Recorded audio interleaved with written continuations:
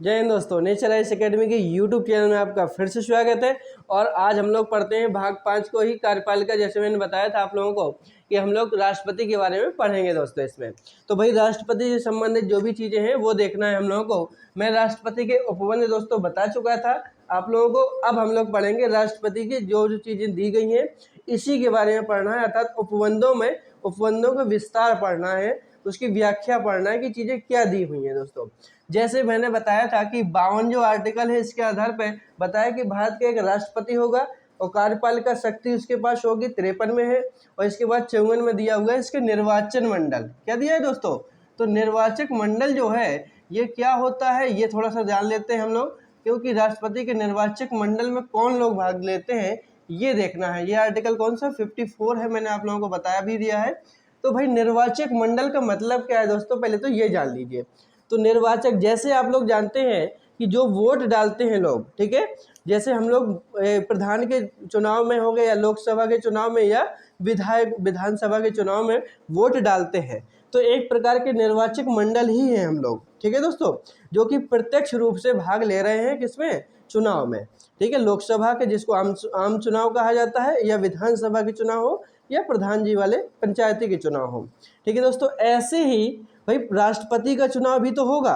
तो राष्ट्रपति के जो चुनाव में जो लोग भाग लेंगे उन लोगों के समूह को क्या कहते हैं, निर्वाचक मंडल। ठीक है दोस्तों, तो निर्वाचक मंडल केवल राष्ट्रपति नहीं, ये सभी के लिए, अर्थात जो लोग किसी चुनाव में भाग ले रहे होते हैं उन लोगों के समूह को दोस्तों क्या कहा जाता है, निर्वाचक मंडल कहते हैं दोस्तों। क्या कहते हैं, निर्वाचक मंडल। ठीक है, इलेक्टोरल कहा जाता है इसको। तो भाई इलेक्टोरल देखते हैं इसमें कौन कौन से, अर्थात राष्ट्रपति के चुनाव में कौन कौन लोग भाग लेते हैं या लोग हिस्सा लेते हैं दोस्तों। तो इस हिसाब से क्वेश्चन पूछे जाते हैं कि राष्ट्रपति के निर्वाचक मंडल में कौन कौन व्यक्ति शामिल होता है। तो ये देख लेते हैं। जैसे पहला है कि राष्ट्रपति के चुनाव में जो हिस्सा लेगा वो है संसद के सभी निर्वाचित सदस्य। संसद के सभी निर्वाचित सदस्य। अब इसका मतलब दोस्तों क्या हुआ, निर्वाचित का मतलब निर्वाचित सदस्य, अर्थात वे सदस्य जिनका चुनाव हुआ है, अर्थात वे सदस्य जो चुन कर आए हैं। ऐसा नहीं कि मनोनीत सदस्य ही भी भाग ले सकते हैं, तो बिल्कुल नहीं, सभी निर्वाचित सदस्य, ये शब्द दोस्तों पकड़ना है। तो सभी निर्वाचित सदस्य कहाँ के, संसद के, अर्थात लोकसभा और राज्यसभा दोनों के दोस्तों। स्पष्ट रूप से कहा गया है संसद के दोनों सदनों के सभी निर्वाचित सदस्य दोस्तों। अगर डाउट हो रहा हो तो लिख सकते हैं संसद के दोनों सदनों के। ठीक है दोस्तों, दोनों सदनों के, अर्थात लोकसभा और राज्यसभा दोनों की बात कर रहा हूं मैं। ठीक है, तो आगे हम लोग देखते हैं इसमें और कौन हिस्सा लेता है। तो राज्यों की जो विधायिका होती है, अर्थात राज्यों में जो विधानसभा है, विधायिका में क्या क्या शामिल हो जाता है राज्यों की, तो उसमें विधान परिषद और विधानसभा होता है। तो इसमें जैसे लोकसभा और राज्यसभा संसद में है, लेकिन राज्य की जो विधानसभा और विधान परिषद है, इसमें राष्ट्रपति के चुनाव में केवल और केवल विधानसभा दोस्तों, विधानसभा के निर्वाचित सदस्य ही भाग लेते हैं। तो क्या लिख रहे हैं हम लोग, राज्यों की विधानसभाओं के, राज्यों की विधानसभाओं के, एक राज्य तो है नहीं, अलग अलग राज्य बहुत सारे हैं। तो जितने राज्य हैं हमारे सामने 28, उनके सभी क्या विधानसभाओं। ठीक है दोस्तों, तो विधानसभाओं के निर्वाचित सदस्य, अर्थात जो चुन कर गए हुए हैं, अर्थात कह सकते हैं हम लोग कि जो विधायक होते हैं, जो चुन कर जाने वाले विधायक। तो राज्यों की विधानसभाओं के सभी निर्वाचित सदस्य, सभी निर्वाचित, ये शब्द दोस्तों पकड़ना है, निर्वाचित है, निर्वाचित सदस्य। अब इसकी बात क्या हुआ, तो अर्थात राज्यों की सभी, जितनी भी राज्यों की विधानसभा जहां जहां पर भी होगा, उन सभी की विधानसभाओं में जो व्यक्ति चुन कर गए हैं, अर्थात विधायक जो चुन कर गए हैं, वही लोग हिस्सा लेंगे राष्ट्रपति के चुनाव में दोस्तों। और तीसरे कौन लोग लेते हैं, तो तीसरा है केंद्र शासित प्रदेश भी तो हैं दोस्तों, केंद्र शासित, इनको यूटीज कहा जाता है, यूनियन टेरिटरीज। ठीक है, तो यूटीज में से केंद्र शासित प्रदेशों के भी तो होंगे, केंद्र शासित प्रदेशों में भी तो विधानसभा बनी हुई है दोस्तों। केंद्र शासित प्रदेशों की विधानसभाओं के सदस्य, विधानसभाओं के निर्वाचित सदस्य, विधानसभाओं के निर्वाचित सदस्य। अब भाई इसके भी तो निर्वाचित सदस्य होंगे, जैसे यहाँ की विधानसभाओं राज्यों की होती है, ऐसे ही केंद्र शासित प्रदेशों में भी होता है, यूटी में होती है दोस्तों। जैसे हम लोग दिल्ली को देखते हैं तो दिल्ली में देखो अरविंद केजरीवाल मुख्यमंत्री हैं, तो अर्थात कह सकते हैं वहाँ पे विधानसभा है। ऐसे ही पौंडीचेरी में, पुदुचेरी में भी है दोस्तों। कहाँ पर है? पुदुचेरी में भी विधानसभा वहाँ पर बनी हुई है दोस्तों। तो वहाँ के सदस्य लेंगे। और अब एक विधानसभा और है जो कि केंद्र शासित प्रदेश बन चुका है आप लोगों के सामने, वो है जम्मू कश्मीर दोस्तों। कौन सा है?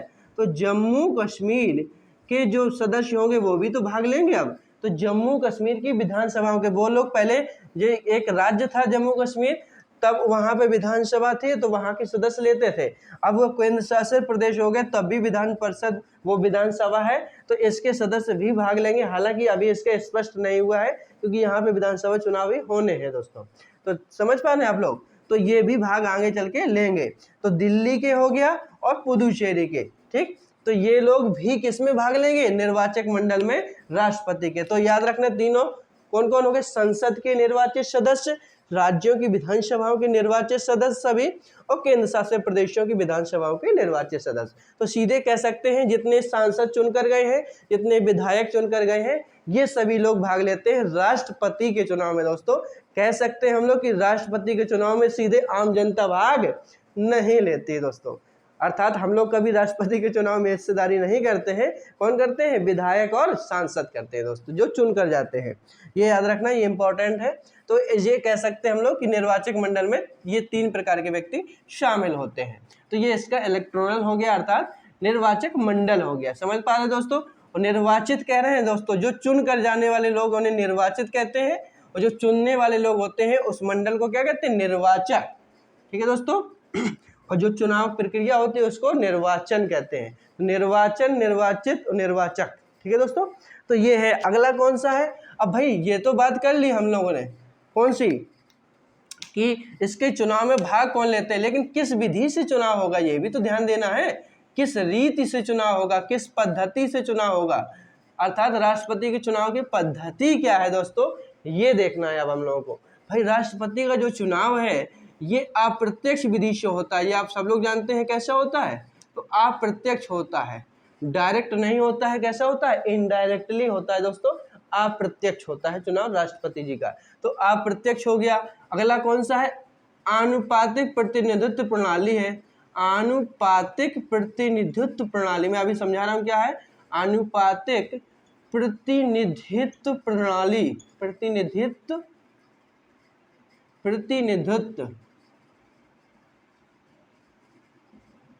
प्रणाली।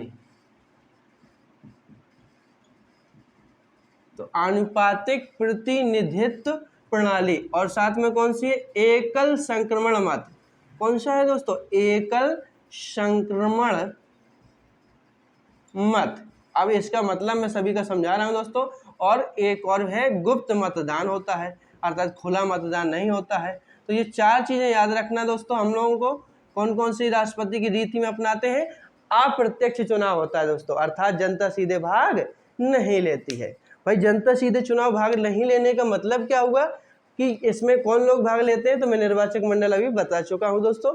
तो इसमें अप्रत्यक्ष चुनाव क्यों नहीं होता है, ये भाई क्या तर्क रखा गया था? तो बताया गया कि राष्ट्रपति के पास वास्तविक शक्तियां नहीं होती हैं। वास्तविक शक्ति नहीं है। तो राष्ट्रपति के पास जब वास्तविक शक्ति नहीं होगी और भाई इनका चुनाव सीधे जनता से होगा तो ये एक अव्यवस्था हो जाएगी।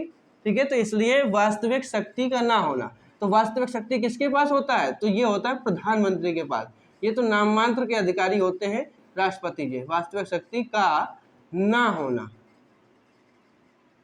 एक कारण है। दूसरा खर्चीला होना, अर्थात इसका खर्चीला चुनाव हो जाएगा कि नहीं हो जाएगा दोस्तों? तो भाई खर्चीला ना हो इसलिए ये भी है। अब फिर कहा गया कि खर्चीला बचाने के लिए केवल संसद के सदस्य भाग लेंगे।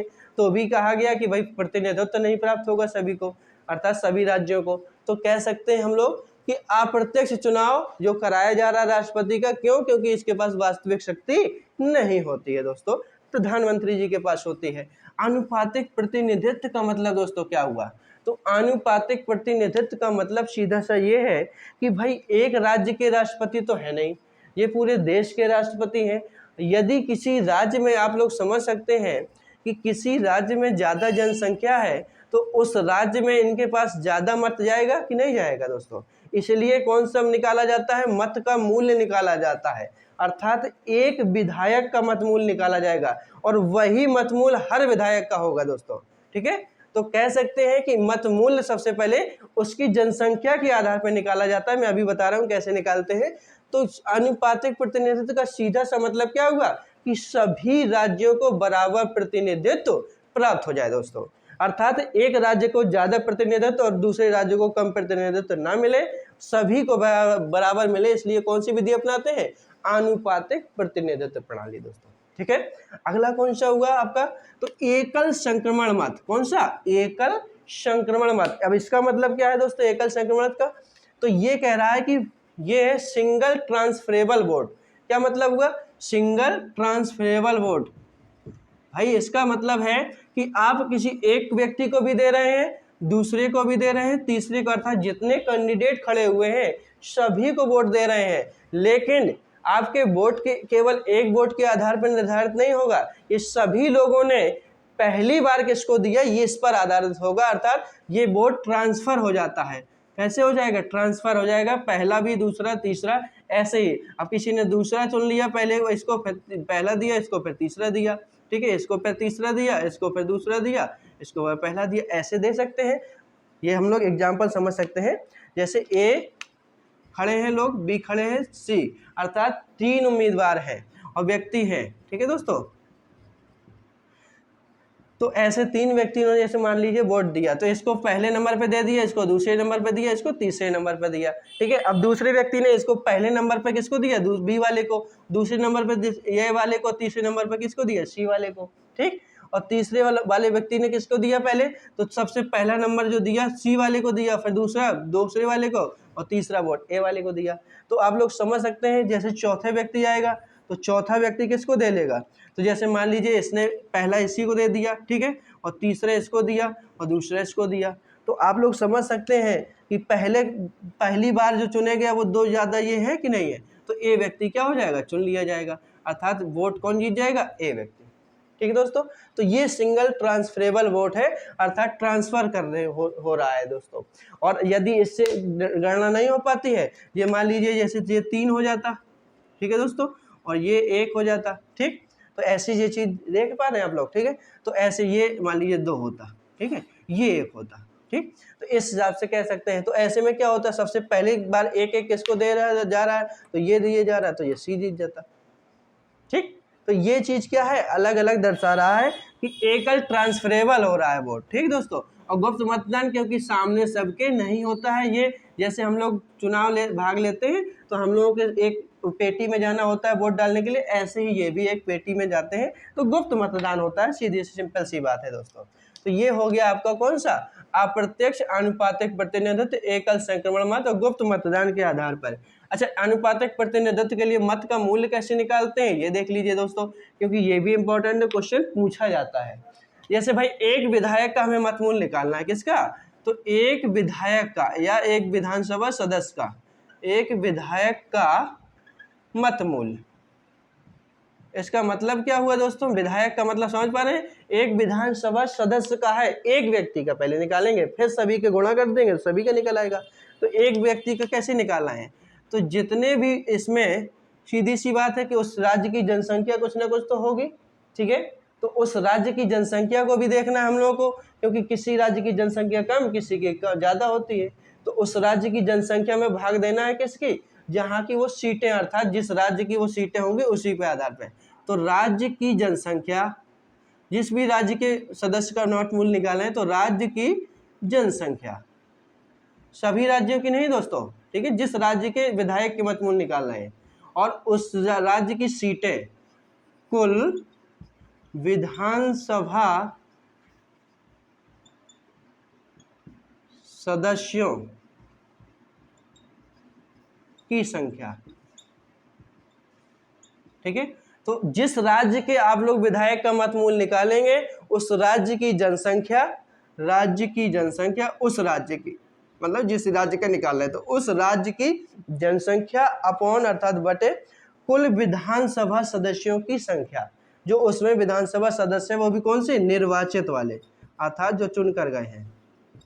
ठीक है दोस्तों, तो ये तो कुल निर्वाचित विधानसभा सदस्यों की संख्या टोटल जितनी है वो, और साथ में क्या करते हैं 1/1000 कर देते हैं। तो ये आ जाता है एक विधायक का मतमूल। किसका है ये दोस्तों, एक विधायक का मतमूल है, केवल एक का। ऐसे ही जितने होंगे सदस्य उससे गुणा कर देंगे तो सभी, अर्थात पूरी विधानसभा जो होगी उसका मतमूल निकल आएगा। ठीक है दोस्तों, तो ऐसे ही अब आगे क्या इसका निकालते हैं, तो आगे निकालते हैं संसद के सदस्य का। भाई ये तो हो गया विधानसभा के सदस्य का, तो ये अगला कौन सा, संसद के सदस्य का मतमूल, सदस्य का मतमूल। अब इसका मतलब दोस्तों क्या हुआ, तो भाई संसद के सदस्य, ये एक विधायक का था तो ये एक सांसद का हो गया मतमूल। अब इसमें सीधे से कैसे निकालेंगे, तो इसमें सीधा सीधा क्या है कि जितनी भी विधानसभाओं के सदस्य निकाले गए तो उससे देखेंगे तो सभी विधानसभाओं के सदस्यों का मतमूल, सभी विधानसभा सदस्यों, विधानसभा सदस्यों, क्योंकि हर राज्य के इसमें अब ऐड कर दिया जाए, सभी विधानसभा सदस्यों का मतमूल निकाल चुके होंगे हम लोग। क्यों, क्योंकि ये एक विधायक का निकाला जिस राज्य का है, वैसे ही पूरे विधानसभा का निकाल लेंगे, और वैसे ही टोटल 29 राज्यों के अलग अलग निकाल के और सभी विधानसभा सदस्यों के मतमूल निकालने का मतमूल। ठीक है दोस्तों, और अगला क्या है, संसद में निर्वाचित सदस्यों की संख्या, संसद में निर्वाचित सदस्यों की संख्या, निर्वाचित सदस्यों की संख्या, सदस्यों की संख्या। तो ये दोस्तों सीधा सा सिंपल हो गया हमारा, इसमें 1/1000 नहीं करेंगे दोस्तों। ठीक है, तो ये हो गया एक संसद सदस्य का मतमूल। किसका, एक संसद सदस्य का, एक संसद सदस्य का मतमूल। तो भाई सीधे सा है, एक विधायक का मतमूल निकाल लेंगे हम लोग, एक संसद सदस्य का, और एक निश्चित वोटों का जो है उसका अनुपात निकालते हैं, निश्चित जो वोट है वो भाग निकालेंगे हम लोग। तो ये हो गया मतमूल अलग अलग दोस्तों। अब निकालते हैं निश्चित भाग। ठीक है दोस्तों, तो जितना वोट किसको प्राप्त करना होता है किसी उसमें चुनाव में राष्ट्रपति के। ठीक है, तो निश्चित भाग कौन सा निकालते हैं, तो निश्चित भाग। अब ये कैसे निकालते हैं, तो कुल जो वैध मत पड़े हैं, अर्थात राष्ट्रपति के चुनाव में कुल वैध मत अपॉन 1+1+1। ठीक है दोस्तों, अर्थात ये कह सकते हैं 2। ठीक है, इसको 1+1 2 भी कह सकते हैं। तो कुल वैध मत कितना हुआ, कुल वैध मत अपॉन 2+1। ठीक है, ये भिन्नात्मक है, इसके 1 अपन हो जाएगा। ठीक है दोस्तों, ठीक, तो ये है निश्चित भाग निकालना। तो जिसको ये प्राप्त हो जाता है वो व्यक्ति चुनाव जीत जाता है दोस्तों। तो ये क्या हो गया, सीधा सा रीति हो गई, पद्धति हो गई कि चुनाव में ऐसे ऐसे भाग लेते हैं। अब भाई ये भी तो हो सकता है कि यदि चुनाव जो हुआ है उसमें गड़बड़ी भी तो हो सकती है, बिल्कुल हो सकती है। तो यदि कुछ गलत हो जाता है या धांधली होती है, कुछ भी गलत होती है चीज़ें, तो हम लोग सीधे ये जिसके साथ भी गलत हुआ है, जो गलत हुआ है, ये चुनाव सही नहीं हुआ, तो वो सीधे कहाँ जाएगा, सुप्रीम कोर्ट चला जाएगा। कहाँ चला जाएगा, सर्वोच्च न्यायालय। ठीक है दोस्तों, और सर्वोच्च न्यायालय में इसकी सुनवाई होगी। अर्थात राष्ट्रपति के चुनाव से संबंधित सुनवाई कहाँ होती है, राष्ट्रपति चुनाव के लिए, राष्ट्रपति चुनाव से संबंधित विवाद, से संबंधित विवाद होने पर, विवाद पर किसके पास जाएंगे, सुप्रीम कोर्ट, सर्वोच्च न्यायालय। तो सर्वोच्च न्यायालय क्या करेगा, इसका वो दे देगा, और ये इसका अंतिम आदेश होगा। जो इन्होंने आदेश दिया, जो फैसला सुनाया, अंतिम हो फैसला, अंतिम आदेश।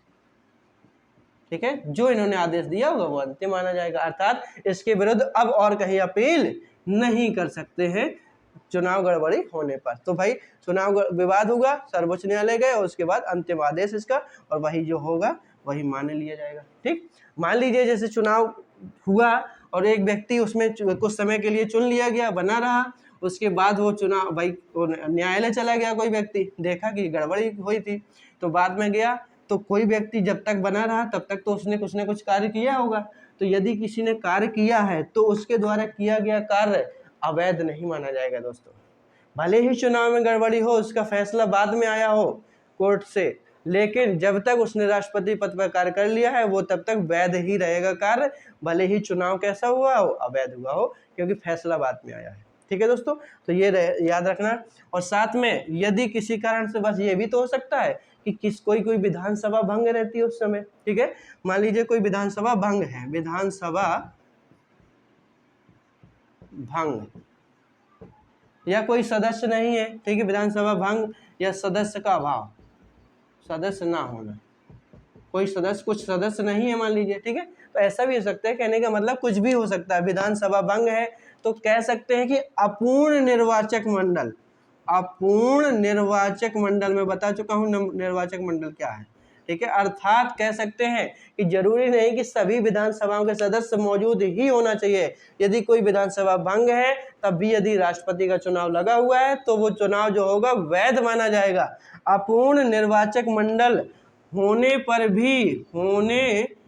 पर न्यायालय में चुनौती नहीं दे सकते हैं, न्यायालय में चुनौती नहीं। दोस्तों इंपॉर्टेंट है, याद रखना, ये क्वेश्चन पूछे जाते हैं। चुनौती नहीं, क्या कह रहा है कि भाई चुनाव में क्या है, सभी लोग नहीं है, विधानसभा भंग है किसी राज्य की या सदस्य नहीं है, तो भी अपूर्ण निर्वाचक मंडल कह के नहीं उसको कह दिया जाएगा कि ये गलत था चुनाव, ठीक, क्योंकि कह रहा होने पर न्यायालय में चुनौती नहीं दे सकते हैं। अर्थात वो चुनाव कैसा माना जाएगा, वैध चुनाव होगा। कैसा होगा, वैध दोस्तों। और अवैध कैसे होगा, यदि अवैध हो जाता है, गड़बड़ी होती है किसी की, तो सीधे सुप्रीम कोर्ट जा सकते हैं और उसका फैसला अंतिम होगा दोस्तों। तो ये इंपॉर्टेंट है, थोड़ा सी चीजें देख सकते हैं हम लोग, जो क्वेश्चन पूछा जाता है। तो भाई आर्टिकल 55 में रीति दी हुई है और 54 में निर्वाचक मंडल दिया हुआ था। जब 56 में देख लेते हम लोग क्या है, तो आर्टिकल नंबर 56 मैंने बताया था, इसमें पदावधि दिया हुआ है दोस्तों। क्या दिया हुआ, पदावधि का मतलब क्या हुआ, राष्ट्रपति जो है अपने पद पर कब तक बने रहते हैं। तो आप लोग जानते ही होंगे कि राष्ट्रपति अपने पद पर कब तक रहते हैं, 5 वर्ष तक। कब तक रहते हैं, 5 वर्ष। राष्ट्रपति का कार्यकाल कितना होता है, 5 वर्ष कार्यकाल होता है, ठीक है दोस्तों, सब लोग जानते हैं। भारत के राष्ट्रपति का कार्यकाल 5 वर्ष। यदि इनका कार्यकाल समाप्त हो जाता है तो भाई ये राष्ट्रपति का पद का किसी भी कारण से समाप्त हो सकता है, जैसे त्याग पत्र दे दिया, मृत्यु हो जाए, कुछ भी हो सकता है, या 5 वर्ष पूरा हो गया तो समाप्त हो सकता है कि नहीं हो सकता है, तो भी उसका फिर चुनाव कराया जाएगा, नया राष्ट्रपति आएगा। लेकिन कुछ समय इसमें लग सकता है दोस्तों, और हो सकता है 5 वर्ष कंप्लीट हो गए और चुनाव नहीं हो पाए किसी कारणवश, तो भी उसका भाई जो नया व्यक्ति आएगा क्या तब तक खाली पड़ी रहेगी सीट, तो ऐसा नहीं है। अर्थात उत्तराधिकारी आने तक, उत्तराधिकारी मतलब जो नया व्यक्ति आ रहा है राष्ट्रपति चुनकर, तब तक उत्तराधिकारी आने तक पद पर बने रहेंगे, पद पर बने रहेंगे। जो पुराने राष्ट्रपति होंगे उनका भले ही 5 वर्ष हो गया हो कार्यकाल, लेकिन यदि नहीं, वो जब तक चुनाव नहीं हो जाता, जब तक दूसरे नहीं आ जाते हैं, तब तक ये उत्तराधिकारी आने तक पद पर बने रहेंगे राष्ट्रपति जी, ठीक है दोस्तों। राष्ट्रपति, पूर्व राष्ट्रपति जो है उस समय जिनका कार्यकाल हाल ही में खत्म हो रहा है, ठीक है दोस्तों। तो ये इंपॉर्टेंट था फैक्ट, इसलिए याद रखना। तो पदावधि क्या है, क्वेश्चन पूछ लेता है कि त्यागपत्र भाई किसको देते हैं, ये तो ये भी देख लीजिए। तो ये त्यागपत्र किसको देंगे, अपना मान लीजिए उनको त्यागपत्र देना है, नहीं अब नौकरी पसंद है अर्थात राष्ट्रपति पद, ठीक है, तो त्यागपत्र किसको देंगे दोस्तों, तो ये उपराष्ट्रपति को देते हैं। किसको देते हैं, उपराष्ट्रपति को, याद रखना, उपराष्ट्रपति। इंपॉर्टेंट इसलिए हो जाता है क्योंकि ज़्यादातर अपने से बड़े लोगों को दिया जाता है भाई त्यागपत्र, लेकिन यहाँ पे सबसे बड़े ही राष्ट्रपति हैं, तो राष्ट्रपति किसको त्यागपत्र देंगे, उपराष्ट्रपति को, ठीक है दोस्तों। इंपॉर्टेंट है, क्वेश्चन पूछा जाता है इसलिए मैं कह रहा हूँ, ठीक। तो त्यागपत्र किसको दिया, उपराष्ट्रपति को। और शपथ जबकि किससे लेते हैं, CGI से, तो ये शपथ आगे चलेंगे तो पढ़ेंगे, ठीक है। तो पदावधि 5 वर्ष हो गया इनका। अगला क्या मैंने बताया, तो अगला हम लोग 57 चलते हैं, तो आर्टिकल नंबर जल्दी से 57 देख लेते हैं। 57 में मैंने बताया था पुनर्निर्वाचन की पात्रता है, पुनर्निर्वाचन की पात्रता, पुनर्निर्वाचन। अब पुनर्निर्वाचन का मतलब क्या कह रहा है कि एक व्यक्ति क्या एक ही बार चुनाव लड़ सकता है, तो नहीं दोस्तों, जैसे भाई ऐसे याद न रख लेना कि एक व्यक्ति एक ही जिंदगी में एक ही बार लड़ पाएगा। जैसे अमेरिका में 2 बार एक व्यक्ति लड़ सकता है, बराक ओबामा में आपको पता होगा 2 ही बार बने थे, ठीक है। तो अमेरिका में है ये चीज़, जैसे चीन में कर दिया है अनलिमिटेड, अर्थात अनंत काल तक बन सकते हैं जब तक जिंदा रहेंगे एक व्यक्ति, तो ये संशोधन किया बाद में, ठीक है। तो अपने यहाँ कितने बार, अपने यहाँ भी अनिश्चित काल तक, अनिश्चित अर्थात कितने भी बार, कितनी भी बार, क्या कह सकते हैं, कितनी भी बार चुनाव लड़ सकता है, चुनाव लड़ सकते हैं, लड़ सकते हैं और राष्ट्रपति पद पर चुनाव लड़ने के साथ साथ निर्वाचित भी हो सकते हैं। केवल चुनाव लड़ना नहीं, तो कितनी बार चुनाव लड़ सकते हैं और निर्वाचित हो सकते हैं, निर्वाचित हो सकते हैं।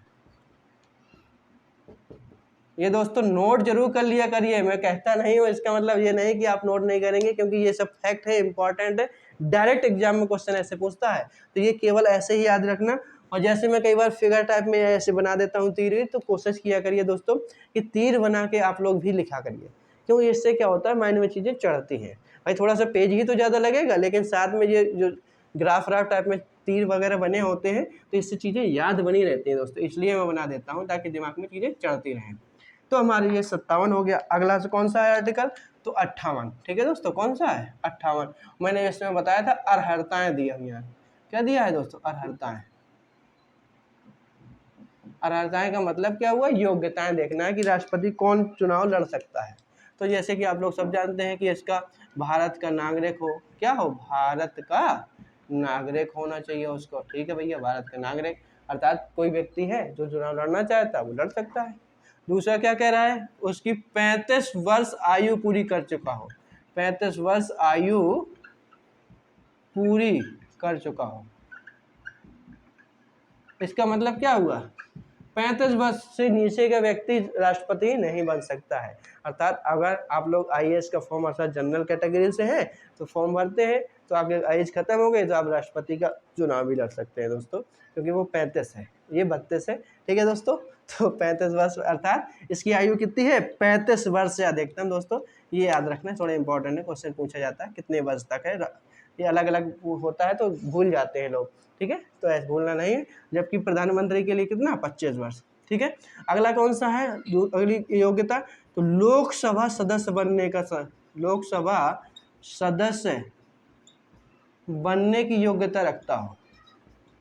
ऐसा नहीं कि कोई भी व्यक्ति बनने की, कम से कम लोकसभा सदस्य बनने की योग्यता तो रखता ही हो, योग्यता रखता हो भाई वो व्यक्ति। क्या तो सबसे भारत का नागरिक हो, 35 वर्ष आयु पूरी कर चुका हो, लोकसभा सदस्य बनने की योग्यता रखता हो। ये ऐसा नहीं है कोई एक, तीनों कम से कम रखता हो दोस्तों। ये नहीं कि आप लोग समझ लीजिए सभी ऐसे। एक और है, किसी लाभ के पद पर ना हो। क्या कह रहा है, लाभ के पद पर ना हो, लाभ के पद पर ना हो। मतलब क्या कह रहा है, कोई ऐसा नहीं कि आप पहले से कोई नौकरी करते हैं या पहले से कोई सदस्य हो तो उसका त्यागपत्र देना पड़ेगा तब आप चुनाव लड़ सकते हैं।